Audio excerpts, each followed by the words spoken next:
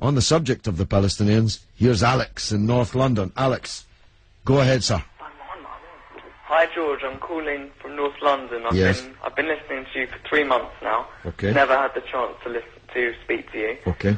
But I was just calling on. I was listening to you a couple of nights ago, and you were talking to these people, and they were saying that Israel, the Jews, did not have the right to gain Israel from the Palestinians. And I was just saying, throughout history, the Jews have been persecuted, obviously, from the Holocaust, and we were granted Israel as a result of this. And I feel that... granted by whom? We were granted from Britain and other countries, granted us that. Well, what right did Britain have to grant you somebody else's country?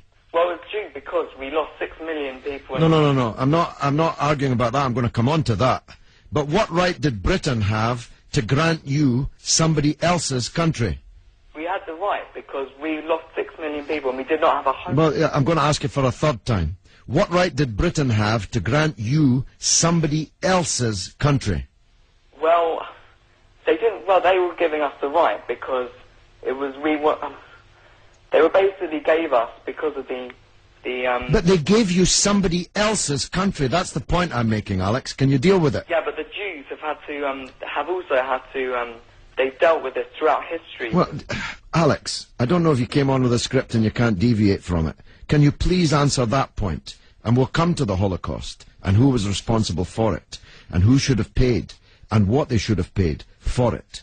But given that you've said Britain granted you, and you're presumably saying you because you're Jewish, somebody else's country, I'm asking you, what right did Britain have to grant you somebody else's country? Britain, you could say they didn't have a right, but they came in and dealt with us and with the Jews having lost all these lives, and they basically granted us this land. Okay. Well, I see I'm getting nowhere on this, Alex, so let me deal with your overarching point. Maybe you're just not equipped to deal with the principal point that I have made. The Jews have suffered racist anti-Semitism down the ages in many, many European countries, including our own. They were subject to regular discrimination at best, and pogrom and murder at most. That's undoubtedly true.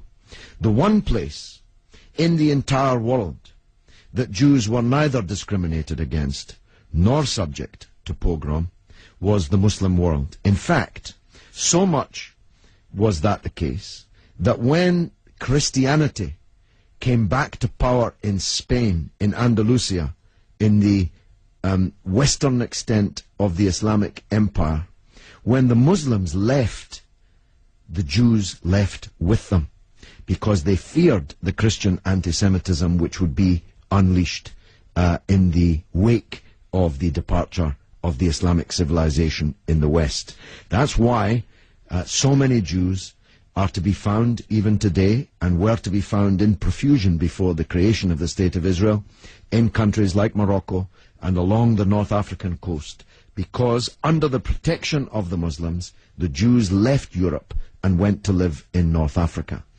The Palestine that was wiped off the map when Britain granted you somebody else's country had Jews living side by side with Christians and Muslims for century upon century without the slightest trace of discrimination or violence or pogrom. So, what's happened is that Christian anti-Semitism in Europe, which massacred 6 million Jews in the greatest crime in human history, was paid for not by the Christian countries of Europe that either practiced or turned a blind eye to that anti-Semitism, but was paid by the very people who were completely innocent of that Holocaust, who had never persecuted the Jews, who had never pogromed the Jews. And that seems to me to add insult to the injury suffered by a people whose country was wiped off the map, who were dispersed into exile, to make way for a Zionist idea which was granted to European Jews, because these were the first settlers, granted to European Jews by Britain. And as you have singularly failed, 4 times I asked you, to acknowledge that Britain had no right to give away somebody else's country, one country given to a second people, the land that actually belonged to a third people, it seems to me an all-round injustice, don't you think, Alex? Yeah, I agree that they didn't so much have the right, but they were stepping in after the Holocaust to grant it to the Jews. But it was long before the Holocaust that Britain stepped in. Britain stepped in 1917 with the Balfour Declaration made by the British Minister Balfour on our behalf to a group of atheistic Zionist Jews. I make the point about atheism because it's now claimed that this is some biblical land right, as if God was an estate agent. The men to whom Israel was promised were atheistic Jews. They were not only not speaking for all Jews, they represented at that time in 1917 a tiny proportion of the world's Jews. Most of the world's Jews supported communist or socialist parties and ideas at that time.